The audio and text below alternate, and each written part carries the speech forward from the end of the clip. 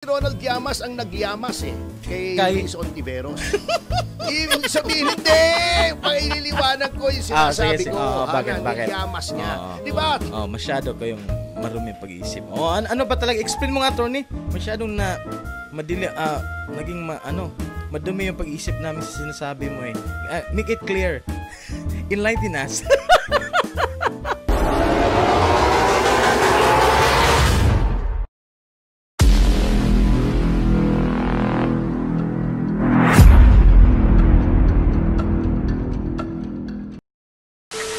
Well, sa binyong ito mga kaibigan ay ating mapakinggan ang panayam kang spokeswoman Princess Abante regarding sa kanyang pagmamakaawa sa Senado na please, wag mo nang magkaroon ng desisyon para tugunan ang desisyon ng Korte Suprema.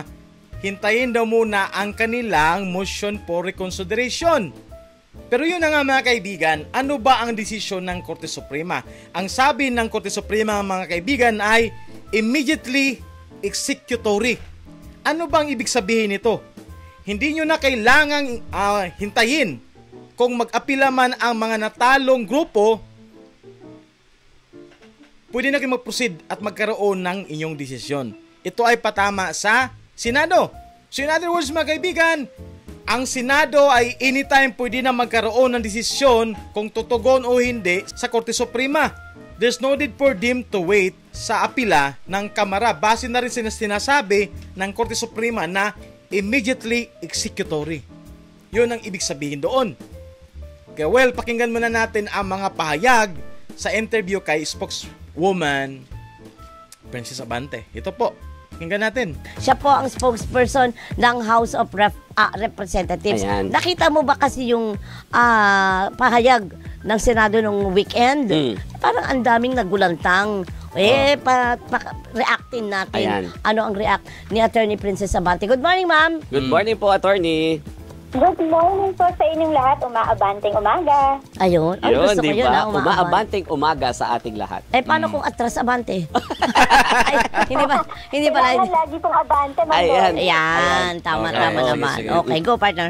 Attorney, yaman din lamang sinasabi mong umaabanting umaga. Nakaabante na ba, umabante na ba ang House of Representatives pagdating po sa issue ng impeachment? May inihain na po bang MR sa Yan. Korte Suprema? Oo. Ayan. Para po sa MR, meron po tayong hanggang August 10 para mag-file ng MR.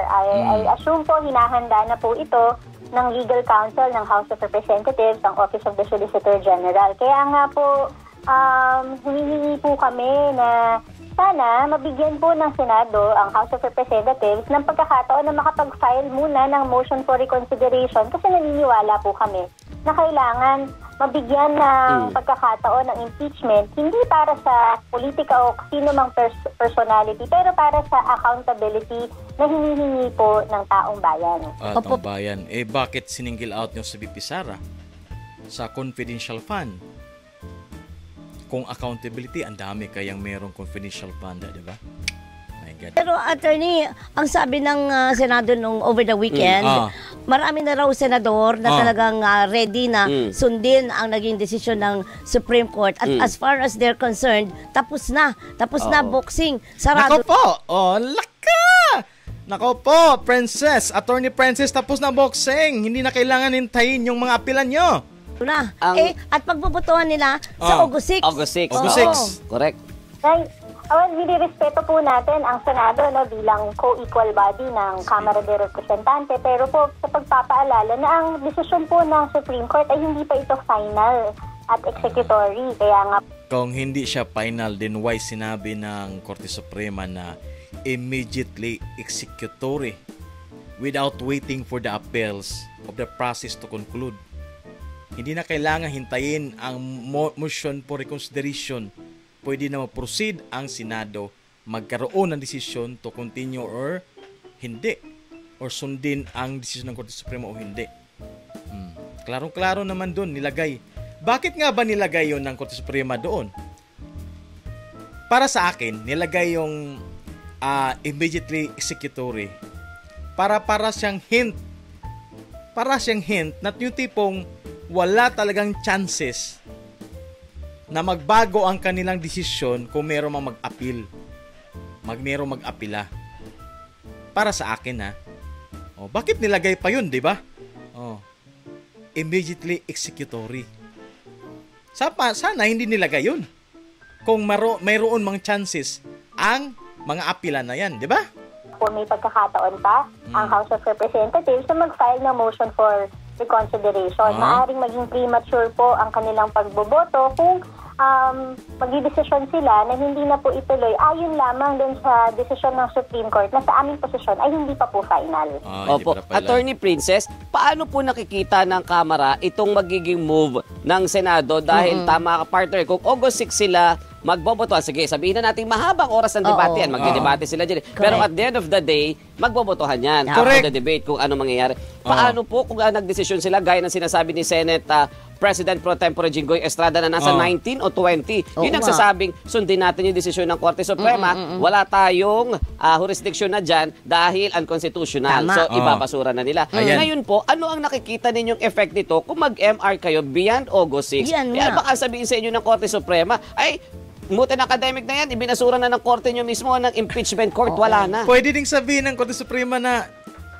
klarong-klaro naman sa desisyon namin, nakalagay doon, immediately executory. Pwede nang simulan agad. Hindi na kailangan hintayin ang apila.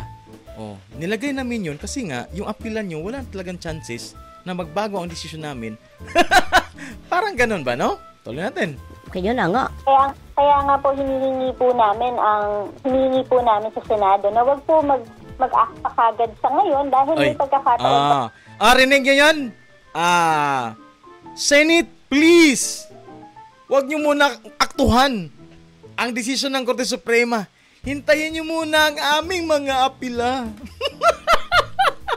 Please! Huwag munang magdesisyon. Nagmamakaawa ngayon ang Kamara, mga kaibigan. Po ang House of Representatives mag-file ng motion for reconsideration. Ito naman po ay ayon sa rules naman po of procedure ng Korte na binibigyan po ang House ng 15 days from receipt of the resolution to file its motion. And we will exhaust all legal remedies na pwede. Kung isipin natin, mga kaibigan, binibigyan sila ng 15 days para mag-MR. Kasi nga, kasama naman talaga sa due process yan nga mag-apila ka kung may decision na hindi mo nagustuhan. Pero may hint ding nilagay ang Korte Suprema. Ano yung hint? Immediately executory. Kung isipin mo, wala na pala talaga tong chances kahit mag-appeal tayo. Kasi inatasan na ng Korte Suprema ang Senado na magdesisyon immediately executory. So kailangan na rin tumugon agad ng Senado na tumugon sa desisyon ng Korte Suprema. Para po mabigyan ng pagkakataon ang House of Representatives na makorek unang-una ang mga facts na erroneous facts na pinaggamitan ng Supreme Court sa pagdesisyon nila sa impeachment na issue, no? Naniniwala po kami. So, babaguhin nila yung unang mga kasagutan nila, mga kaibigan, sa 10 question ng Korte Suprema. So, gagawa ulit sila ng bagong mga kasagutan. Isama na siguro nila yung 4 na hindi nasagot, no? Isama sa nila yun, okay? Tuloy natin. Na may appreciation ang Supreme Court doon sa mga pangyayari sa nakapaloob doon sa pag-initiate ng impeachment complaint. Pangalawa, naniniwala po kami na ang saligang batas ay binigay ang exclusive na power sa pag-initiate ng impeachment complaint sa House of Representatives. At yung bago nilang nilabas na desisyon ay pwedeng ma-curtail o malimitahan ang power na binigay ng saligang batas exclusively sa House of Representatives. Ang Senado po, nasa kanila po ang exclusive power to try and decide the case na transmit na po sa kanila. Okay. Paano man sila mag-try and decide kung for the first place wala ng jurisdiction? Ano bang jurisdiction ng Senado dyan? Ibinasura ng anong korte na unconstitutional ang impeachment. Di ba? Ang impeachment complaint at kung mabibigyan pa po ng pagkakataon itong prosesong po ito ay pwede naman po mapagpatuloy pa kaya hinihingi po namin ang pagkakataon na huwag kagad magdesisyon habang hindi pa po talaga tapos at final ang mga proseso natin sa Supreme Court. Okay. So, ang katanungan pa rin, partner, it appears, tuloy ba o hindi? Yeah. Meron ba o hindi? Parang doon na tayo na-stuck sa ganong mga question, Attorney Princess. Ano ba isasagot natin sa ating mga kapamilya, sa ating mga kababayan? From the start naman po nasa Senado ang bola. February pa lang, pinasa na po ng House of Representatives ang articles of impeachment sa kanila. Ayon sa Constitution, forthwith po dapat sila umakto dito. Ngayon po, naglabas ang Supreme Court ng desisyon. Wait lang guys bago tayo magpatuloy. Pero kung napansin nyo mga kaibigan, ongoing ang impeachment. Si Francis Escudero, ginilagay nila sa hot seat. Nilabas ang mga issue regarding sa insertion. Kasi nga ayaw nilang maging Senate President ulit si Chis Escudero. Ano ba ang malaking pagbabago if ever si Senador Soto ang naging Senate President? Malaki po ang pagbabago. And for me, it turns out na it will favor sa mga kamara, sa mga dilawan regarding sa impeachment trial na to. Then, we're thankful guys nga despite sa paninira lakat Chis, si Chis pa rin ang pinili ng majority ng mga senador. Gumalaw sila. Ginalaw nila mismo ang inside sa Senado. Ang kamara, gumalaw sila men. Siniraan nila si Chis Escudero. And actually, na-name drop na yata ni Chis Escudero daw, no? Di umano daw si si Saldico. Yun ang sabi. Na-name drop na daw Di umano siya daw. Ang sa likod ng paninira kay Chis ayon sa ating mga nakikita sa balita. So, nag-work out sila inside, pinasok nila mismo ang organisasyon ng Senado para lang mapatuloy ang impeachment. Diba ang galing? In what way? Kailangan nila maging Senate President si Soto kasi dilawan yun. Kita nyo naman ngayon. Dahil natalo sila sa Senate President, nagkaroon ng desisyon ng Korte Suprema. Ano nangyari? Lumabas ang totoong kulay. Sino ang against sa desisyon ng Korte Suprema? Yung apat. Senador Soto, Kiko Pangilinan, Bam Aquino, and Risa Ontiveros. Certified mga dilawan. Diyan mo makita mga kaibigan yung connect the dot sa connivance sa mga taong yan. Sinisiraan lang sa Chis prior bago July 29. Diba? Kasi kung masyadong napahiya si Chis doon at apektuhan, pwedeng si Chis ay mag-withdraw. For example, may mag-nominate sa kanya. Pwede niya sabihin nga, I think hindi ako nararapat sa position na to kasi maraming allegation na tinitira sa akin, ganyan-ganyan. Pero hindi nagpatinag si Chis. Kaya hindi siya umatras sa pag-nominate sa kanya. O, diba? So, ganun. Gumawa sila ng workout inside sa Senado pero hindi nag-workout. Kaya ngayon, ang ginawa nila ngayon, umaapila na please, wag muna kayong gumawa ng desisyon. Hintayin nyo muna ang apila namin. Paano yan? Inakalagay man doon sa desisyon ng Korte Suprema na immediately executory. In other words, wag nyo nang hintayin ang apila. Pwede na kayo mag-conclude dyan. Di ba? Sa pananaw po ng House of Representatives ay may mga kailangang iklaro sa Supreme Court para mabigyan ng pagkakataon na makita nila na ang akto ng House of Representatives ay naaayon sa saligang batas, sa rules, at sa mga naunang desisyon ng Korte Suprema. Huwag sana po gamitin itong desisyon na hindi pa final para pigilan ang isang impeachment proceedings na tama naman po ang naging proseso. Tama daw proseso nila. Well, tama man daw. Pero bakit hindi nyo nasagot ang apat na katanungan ng Korte Suprema kung tama? Di ba? Ayun. Pero anong procedure ang gagawin? Sabi nyo, hihilingin ninyo na bigyan ng pagkakataon ang HOR na makapagpaliwanag. Meron po ba yan motion? Ay, hindi. Ano yan? Wala naman po, resolution? Ano pong gagawin? Wala naman po sa ngayon po.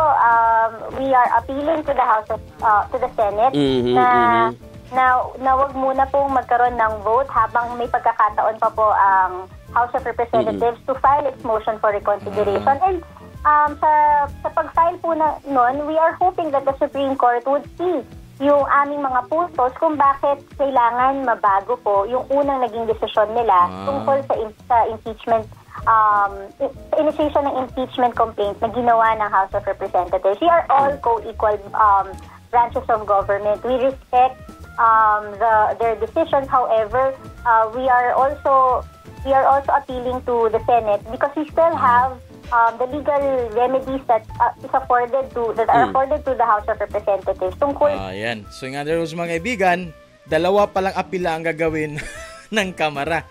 Yung apila nila sa Senate, hindi siya through documents. Kumbaga, through lang siya, media, please, ganon. Sumang-ayon kayo sa kagustuhan namin, huwag muna kayong gumawa ng desisyon.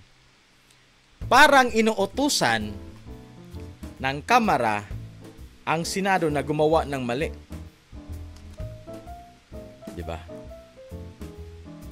Mahirap 'yan. So titingnan na natin mga kaibigan kung ano mangyari. Actually mga kaibigan, sinabi na nga sa August 6 talaga magkaroon ng pag-uusap regarding sa desisyon ng Korte Suprema. So magkaroon ng pagdidebatihan 'yan. Siyempre, ang 4 doon na dilawan against sa Korte Suprema. May ginawa na nga silang resolusyon. So, pagpabutuhan din nila yan. So, titingnan natin kung maligawan ba nila ang 20 kasenador. Kung sino ang maligawan ng mga dilawan. Kasi 4 na daw ang may pirma sa resolusyon nila. At the same time, pag-usapan rin nila ang desisyon ng Korte Suprema that day. So, marami tayong abangan mga kaibigan. But anyway, siya lang po yung panayam kay Attorney Princess Abantes, spokeswoman ng Kamara. Umapila sila sa Senado na please wag muna kayong magdesisyon na tumugon kung ano ang desisyon ng Korte Suprema. Hintayin mo na doon ang kanilang apila. So yun na nga, sabi ni Princess Abante, meron na silang mga kasagutan, may mga kumbaga, mas kinaklaro nila ang mga kasagutan regarding sa mga katanungan ng Korte Suprema. So, titingnan natin kung ano ang sagot nila sa yung 4 na hindi nasagot. So, titingnan natin. But anyways, mga kaibigan, meron namang kasagutan si Attorney Topacio regarding na naman yan sa mga birada ng mga dilawan, sa mga critics ng Korte Suprema. Ito po yung video, mga kaibigan, panoorin natin. Korte Suprema, malinaw na malinaw. Opo. Hindi nawala ng transparency and accountability. Ha? Pwede niyong idemanda sa ombudsman, wala namang immunity ang vice presidente, di katulad ng presidente, may sovereign immunity. Correct. Idemanda niyo ng administrative, idemanda niyo ng criminal case. O, di ba? Mag-hearing kayo ulit, di ba? O, bakit gusto nila impeachment? Ba't ayaw nila ombudsman? Kasi walang ingay, walang media, tahimik. Hindi nila masisiraan si Vice President ng trial by publicity katulad ng ginawa nila kay Chief Justice Corona. That is the only reason kung bakit pinipilit nila matuloy itong impeachment to the extent na nagpapakaeng-eng na yung mga ibang senador. Oy, sino yun? Wag daw munang magbotohan, wag daw munang magdesisyon. Yan. Ang Senado, yung 4, gumawa ng resolusyon at humingi rin, nag-aapila din sa kanilang mga kasama katulad sa ginawa ng spokeswoman o ng Kamara. Umaapila sila na ang Senado hindi muna magdesisyon at tumugon sa desisyon ng Korte Suprema. Full force sila ngayon. Dilawan, tsaka Kamara. Kilala nyo naman yan. Lahat ng mga personalidad na against sa desisyon ng Korte Suprema, ay mga dilawan. Kung ititigil o hindi ang impeachment trial. Wag daw. I would like to direct your attention to the penultimate page nung 97-page decision. Yeah. Di ba si Rizon Tiveros, magaling daw siya sa Ingles? Di ba? Tira siya ng tira. Forthwith. Oh, ito ibig sabihin ng forthwith, 'di ba? Sabi niya, immediately, as soon as possible, etc., sabi ni Risa. Oh. Magaling din pala siyang tumingin sa dictionary, whether online o physical na dictionary. Ma'am Risa, tignan mo rin yung meaning ng dalawang words na nasa isang phrase doon sa desisyon ng Korte Suprema. Ano 'yon? Immediately executory. Ayan. Tignan mo naman ang meaning noon. Klarong-klaro. Huwag mo sabihin hindi mo alam ang meaning noon. Immediately executory. Parang forthwith mo. O ano nangyari doon sa forthwith niya? O di forthwith na remand. O gusto niya mag-convene di ba? Nag-backfire yun sa kanya. Sabi niya, di, mag-convene tayo. Sabi ni Cheese. O sige, convene tayo. Okay, anong gagawin natin? Convene na tayo. May nag-motion. Remand. Okay, carried 18-5. O di forthwith nga. Di ba?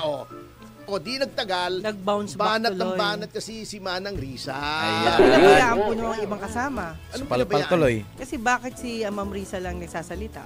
Hindi ba nagsalita rin si Coco? Kaya lang, hindi na pwede siya magsalita ngayon kasi hindi na siya senador. Lats pa sa Marikina. Paano siya magsasalita? Di ba? Ngayon, kung ano-anong sinasabi nila. Kay overreach, kay nagbigay ng rules, iniba yung batas, yung nagsasabi, mga dalubhasa pa naman kayo. Sino? Christian Monsod, si Frank Drilon. Sino bang mga tumutulig sa Supreme Court? Ito may mga dilawan. Direct na short na sagot dyan, attorney. Sino ba ang tumataligsa sa korte? Sa Supreme Court? Mga dilawan. Characters na bumabanat sa amin na pinoprotektahan namin yung Supreme Court. Etong unang-unang diyan si Ronald Llamas. Llamas. Bayan, di ba? Ang distinction lang niyang si Ronald Llamas. Wala namang qualification niya kundi naging political advisor siya ng the worst president ever in Philippine history. Sino? Si Noynoy Aquino. Di ba? Yan si Ronald Llamas ang nagyamas kay Rizon Tiveros. Ibig sabihin, hindi! Paililiwanag ko yung sinasabi ko. Bakit? Yamas niya. Di ba? Masyado kayong marumi ang pag-iisip. Ano ba talaga? Explain mo nga, attorney. Masyadong naging madumi yung pag-iisip namin sa sinasabi mo make it clear. Enlighten us. Pagka ikaw ay yung pangalan mo minsan nalelend mo sa isang activity. Halimbawa si Noynoy. Noynoying, di ba? Ibig sabihin, walang ginagawa. Opo. Ganun lang. Laro-laro ng Mobile Legends, di ba? Or nagadon ka. Ibig sabihin, na-disbar ka. Kasi may mga tao, yung may pangalan nila, na nalelend dun sa activity. Di ba? Nagagadon ka. Oo nga, no? Nakabase kung ano ang ginawa mo. Tama nga naman. Liamas. Nalyamas si Risa, sabi ni attorney. Tama nga. Masyado lang kasing binigyan ng malicious ba? In-explain mismo ni attorney na hindi malicious yun. Parang yung diesel. Yung diesel na fuel, pangalan yun ng tao Hindi si Vin Diesel Hindi, basta German yun. Siya nag-invento ng diesel engine. Di ba? May gano'n, no? So, si Rizon Tiveros, since ang advisor niya si Ronald Llamas, Llamas siya. Ronald Llamas. Yun ang, ano bang qualification? Political advisor siya. Puro political scandal si Noynoy. Hindi naman niya nagamot. Kaya nakulat miserably. Si Marrojas, di ba? Yung sa 44, di ba? Yung Yolanda, hindi niya nalunasan yung mga political scandal noong panahon ni Noynoy. Bago qualified siya.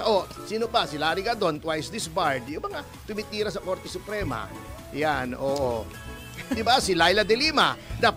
Talaga naman yan, si Laila de Lima hindi sumusunod sa Supreme Court yan. Di ba? Kaya nga, paulit-ulit nating sinasabi. Hindi sumusunod sa batas yan. Yung contempt order ng, yung TRO ng Supreme Court, hindi niya sinunod. Alam na niyang may batas. Hindi. TRO before, I think, yun? Kang former President Gloria Arroyo yata yun. Yun yung tipong, di ba lalabas sana lumabas sana mga ibang bansa sana si former president kasi magpagamot. Pero hinarang yun ng DOJ panahon ni Laila de Lima. Hindi sinunod ang TRO. Lamang sa Biblia, kundi sa mismong penal code natin sa pakikiapid, nakiapid pa siya. Sumusunod sa batas yan. Diba, nakikipagkantahan siya sa mga sinasabing drug lords doon sa Bilibid. Iyan ang mga tumitik. Sino naka-remember nun? I'm never gonna dance again. Dance at... Careless Whisper Birada, man! Ang lupit! Tumira sa Supreme Court. Mali daw, baka ko sabi, mali ako, sorry. Ngayon naman, tinatakot yung mga... Oy, bumira na naman? Nagsorry tapos bumira ulit? Oh my gulay. Taga-Korte Suprema, impeach daw, impeach. Oy. Dapat to. Diba? Kung sino nakapanood before sa content ko regarding sa pronouncement ni Trillanes, yun doon. Mag-apila sila sa korte, ang hindi daw buboto sa apila or against sa apila daw, yun daw ang kanilang ipak-check. I-check ang ill-gotten wealth or mga asal-in nila. Then i-impeach. Ano yun? Blackmailing? Diba? Lupit, no? Contempt na rin eh. Sumusobra na itong mga to. Ito namang IBP, gumawa ng statement, malasado. And what do you expect from a politicized IBP? Si Franklin Drilon, overreach ng overreach. Si Franklin Drilon, dyan nasira ang IBP, umpisa sa kanya. Sapagkat nung lumaban, ito fact check nyo, wala tong libel, wala tong marites. Okay? Nasa records yan lahat. Nung yung asawa ni Frank Drilon na pumanaw na si Violeta ay gustong magpangulo ng IBP, National President, ginamit ni Frank Drilon lahat ng mga facilities ng kanyang ahensya nung siya ay cabinet member para maipanalo yung kanyang asawa. Totoo yan, di chismis yan. Desisyon niya ng Korte Suprema. Then? Kaya't sa sobrang kagarapalan ng ginawa ni Frank Drilon, pinawalang bisa ng Korte Suprema yung eleksyon ng kanyang asawa. Kasi hindi ito dapat gano'n ang IBP, hindi na mamulitika, hindi nangangampanya. Oy, ipuayay lang guys sino ang laging nakakaabang or parang knowledge natin na every time may issue, saan pumapanig ang IBP? Most of the time guys, sa Dilawan. Yung IBP na yan. Decisive. Bakit ba pinag-aagawan yan ng isang faction ng mga abogado yung IBP? Kasi isang boto yan sa mga gustong maging huwes. It becomes a tool for influence peddling. May utang na loob sa'yo yung mga magiging justice, etc. Di ba? Di ba yung si Cayosa at saka yung mga kasama niya noon, inireklamo ko sa Korte Suprema, nandun pending. Pinaimbestigahan yung paggamit ng IBP building para sa isang press conference na political in nature, yung kay Bicoy. Di ba? Tama. Yun na. Tama, doon in-interview si Bicoy, di ba, sa IBP. Yun. Bira, Yun ang reason kung bakit gusto nila impeachment, kasi alam nila nakatutok ang mga sasabihin nila roon, katulad ng mga kasinungalingang sinabi nila kay Rene Corona, ay tinataya nila na masisira si Sara Duterte. That is the only reason. May isa pang reason, siyempre. May isa pang reason. Ang laki ng ginastos nila para mapapirma yung mga tao eh. Ang laki, no? Dalawang reason. Ang laki ng bigay. So yun po guys. So may dalawang video po tayong pinakita. Kanina yung panayam kay spokeswoman Princess Abante, kung saan ipinahayag niya na mag-aapila ang Kamara regarding sa desisyon ng Korte Suprema. At the same time, mag-apila din sila sa Senado na huwag mo nang magdesisyon kung tutugon o hindi sa Korte Suprema.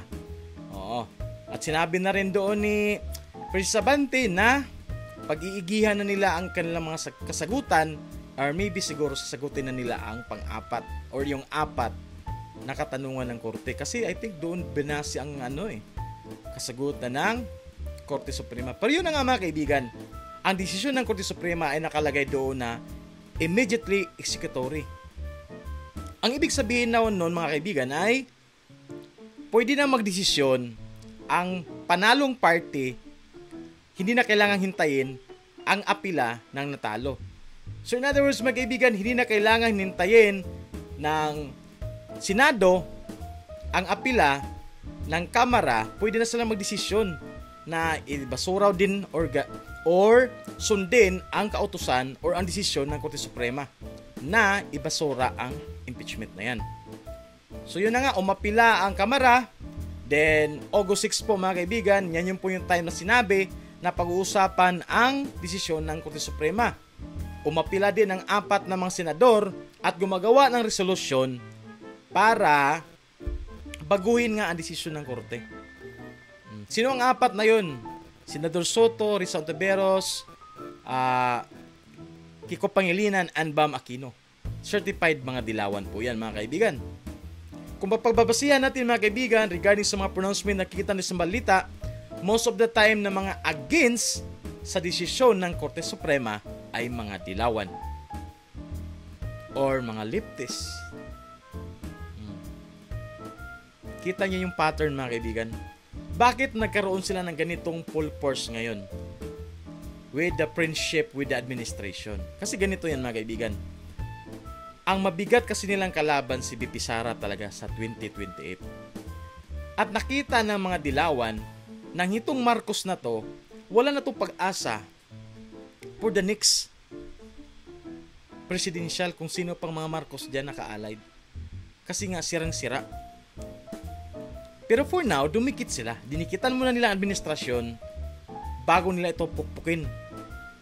Kasi nga, meron silang mabigat na kalaban. Kumbaga, friend muna tayo kasi meron tayong kalaban na mabigat which is BP Sara. So, ganun lang yan mga kaibigan. Alam naman natin before, mga dilawan, grabe ang paninira nila kang Marcos. Si Marcos ay magnanakaw, korap. Lahat na lang na masama, binibira. Pero ngayon, ano nakikita natin? Friendship sila. Tahimik ang dilawan regarding sa mga anomalyang nangyari ngayon sa bansa. Ang daming mga anomalya, flood control, ano pa ba dyan, di ba? Kasi nga friend mo na sila. Pero alam natin yan, na pagdating sa 2028, tingnan nyo mga kaibigan, bibirahin na nila yan. Basta matanggal lang si BP Sara. Pag matanggal na si BP Sara, so angat na naman ang mga dilawan. Siyempre, itong Marcos sirang-siraan na wala nang chance guys, kung kahit sinong i-endorse ni Marcos, wala nang chance. Saan natin na prove yan? Nung nakaraang election 2025, walang nanalo sa kanyang mga tao, kunti lang. Sino? Si Erwin Tulfo. Hindi naman sulit sa kanya yan. Pumanig lang sa administration, sila Soto, sila Lapid, silang Ping Lacson. Di ba? So ganun nangyari dyan. Ngayon, kampi-kampi, tingnan nyo, kasi dati pa naman wala naman prinsipyo yung mga dilawan. Paling-paling yan sila mga kaibigan. Diba? Kung saan sila makinabang, doon sila. Pag hindi sila makinabang, full force yan. Bibirahin ka. Ngayon, ganun na nangyari. Full force sila ngayon. Biruin nyo, nag-underground nila ang Senado. Kasi nga gusto nila matanggal si Cheese sa pagka-SP. Siniraan nila.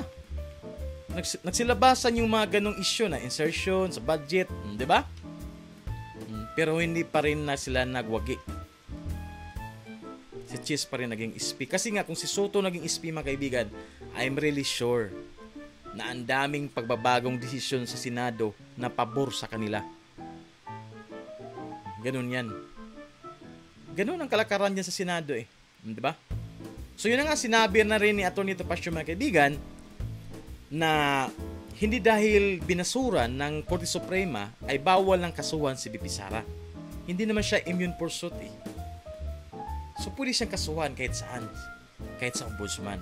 Pero yung mga kaibigan, ang gusto kasi ng mga kalaban, ng dilawan, ng mga administrasyon ay trial by publicity. So maganda kasi doon sa korte, sa impeachment court, kasi nga naka-television, sa media, kitang-kita lahat. Then, ikokot yung mga mabibigat na mga paratang laban kay BP Sara at yun ang gagawing headline. So, pag mabasa ng mga tao yun, kurap pala talaga to si BP Sara. Ito yung mga amount. Ganun yan. Ikokoted nila. Quoted against BP Sara. Siyempre, mostly sa mga tao kasi headline tinitingnan, hindi na binabasa buong ng context. So magkaroon na siya ng questionable sa kanyang utak na Corrupt ba talaga to si BP o hindi? So pagdating ng 2028 mga kaibigan, yun na, doon na yan. Yung mga taong nagdalawang isip, posibleng hindi iboboto si BP Sara. Yun ang gusto ng Dilawan. Full force sila ngayon. Kita nyo naman, kahit sinong mga nagkomento against sa desisyon ng korte, mga Dilawan. Si Llamas. Leftist yan, pero ano yan sa mga Dilawan? Rizal Teberos, Drilon, Bamakino, Kiko Pangilinan, Munsod, Puno, Carpio. Lahat yan. Di ba? Lahat yan sila friendship sa Dilawan. Ganun yan. Tapos sabihin nilang walang politika. Konektado lahat sa politika yan Dilawan, di ba? Ganun yan. So, ang gusto talaga nila, trial by publicity. Ayaw nila nung kaso sa ombudsman na, kasi pag mapakaso na sa ombudsman, bawal na pag-usapan, di ba? Bawal pag-usapan. So, gusto nila maingay sa media, maingay sa television, maingay sa mainstream media. Kasi headline quoted pa lang mga kaibigan, pwede nang masira ang isang tao sa headline pa lang sa headline. Di ba? So, yun na po ang video natin ngayon sa araw mga kaibigan. I hope nag-enjoy kayo. Huwag po kalimutan mag-like, share, subscribe kung nagustuhan nyo ang ating video mga kaibigan para by tomorrow, pag mayroon naman tayong upload, tsaka huwag nyo kalimutan mag-comment mga kaibigan para naman binabasa ko naman lahat ng mga komento, lalo na pag positive na mga komento. Nilalike ko yan, nina-heart, kasi nga same tayo ng opinion. Base sa sinasabi ko, base na rin sa mga komento at din sa idea ninyo regarding sa mga pangyayari dito sa bansa. Kaya nilalike at nina-heart ko yung mga comment na yan. Okay? So, hanggang dito lang po tayo. I hope nag-enjoy kayo. By the way, mga kaibigan, huwag kalimutan i-click ang notification bell, yung all talaga mga kaibigan, para sure talaga na ma-notify kayo pag meron tayong upload video. Okay? So, that's it for today. Until next time, bye-bye.